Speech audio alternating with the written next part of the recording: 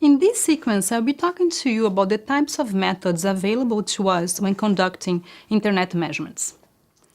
So mostly we can categorize the measurement techniques into two broad types. Active measurements are based on introducing measurement traffic in the network. So you're going to send a probe into the network that will trigger a response, and then you analyze the responses or the issuing of the probes so that you can infer properties of the network paths. Whereas passive measurements, you're mostly observing traffic that naturally exists in the network and then inferring what's happening with that traffic. So traffic here could be either IP packets, so really the user's traffics, or it could be routing messages, for instance, that when you want to understand how routing protocol is behaving. So now let's look into an example. So let's say I want to measure, do an active measurement of the round-trip delay, the round-trip time between my monitor M here and the destination D. So a common tool for doing this is the ping command line tool. So M will send a probe, so it's active, so we are issuing a probe into the network. In this case, it will be an ICMP echo request. Then the destination will issue an ICMP echo reply, and you can compute your RTT based on the time difference between this probe. So in this case, it will be T1 minus T0. So here I've seen how to compute the RTT using active measurements. So now let's see how to do the same thing with passive measurements. So here I'm assuming that there is a host, so there's traffic from the users, for instance, running on the monitor M. And I'm observing the TCP connections from in M. So TCP will send the data at time T0 again. You're going to see a data packet, let's say sequence number 1. And then eventually, after a little bit of time, the destination will send an acknowledgement for that data packet 1.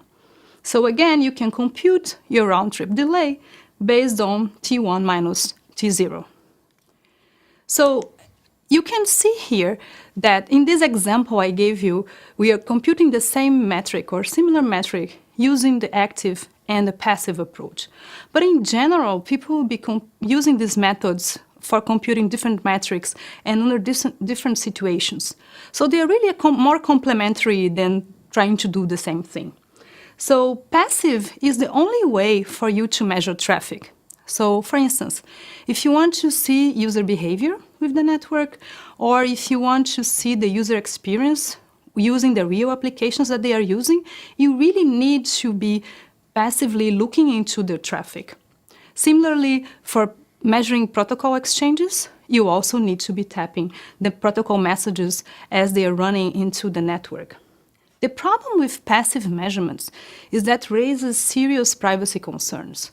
So these measurements, you can see everything in the packet. People sometimes they might have passwords.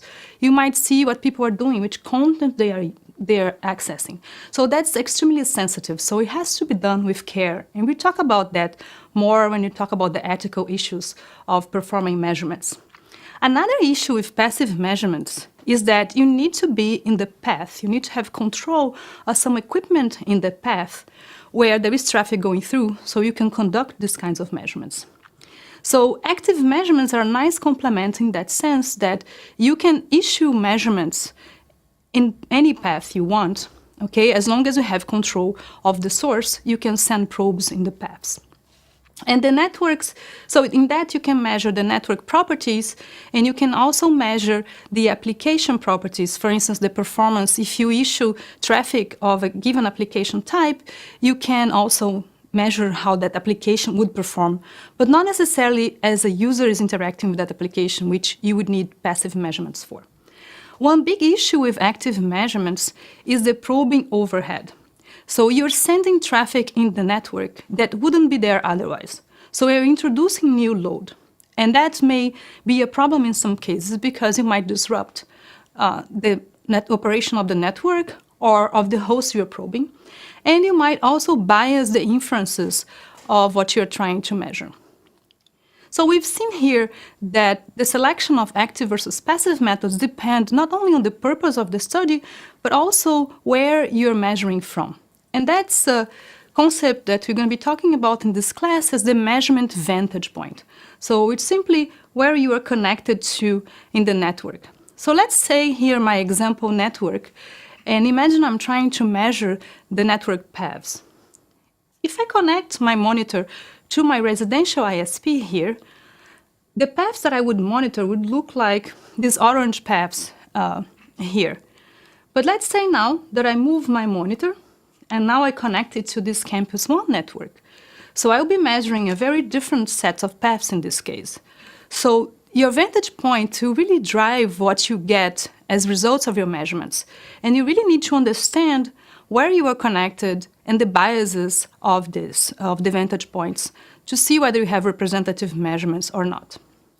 So just to give you a quick summary of what kind of measurements you should be able to do in different vantage points. So if you have an end host connected to the internet, then you can do active measurements of end-to-end paths and really understand properties of the paths that initiate from this end host. Okay, you can also do passive measurements of this host's traffic. You can see, but that's going to be just one user or two, whoever is using that machine. If you are inside the network, you can connect to routers or connect monitors directly into the core of the network. Then again, you can do active measurements of paths, but here your vantage point will be closer to the core. And then you can also do lots of different types of passive measurements. So by measuring traffic in a router, you can see the traffic of all the users that are going through, connecting through this router. You can also look at protocol exchanges, the different configurations. So all of this you'll be able to see if you are in the core. Okay, so in this class, I'm done with this class now on this general introduction. And in the next class, we're going to look into public platforms that you can use for performing measurements, public vantage points.